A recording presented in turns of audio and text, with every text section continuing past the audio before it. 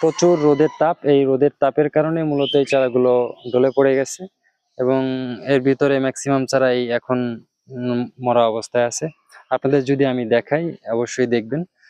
আমি প্রথমে যে চারাগুলো আসলে রোপণ করছিলাম সেই চারাগুলো হচ্ছে এই যে এখানে, কিন্তু প্রতিটা চারাই আসলে দেখতে পারতেছেন আপনারা খুবই সুন্দর আছে এবং সতেজ আছে। এর ভিতরে মাত্র 3টি চারা আছে মারা গেছে, তার ভিতরে এই যে একটি চারা আর ওই পাশে আছে একটি।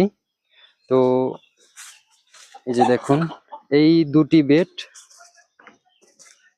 আমি মূলত প্রথমে লাগাইছিলাম, আর দ্বিতীয়তে যখন পরবর্তীতে আমি লাগাইছি সেইগুলো হচ্ছে এই যে। তো এই চারাগুলো দেখেন, এই চারাগুলোর আসলে ম্যাক্সিমাম চারাগুলোই কিন্তু ঢলে পড়ে গেছে। এর ঢলে পড়ার কারণ হচ্ছে, আমি একটু আগে আপনাদেরকে বলেছি যে এর ঢলে পড়ার কারণ হচ্ছে মূলত অতিরিক্ত তাপ।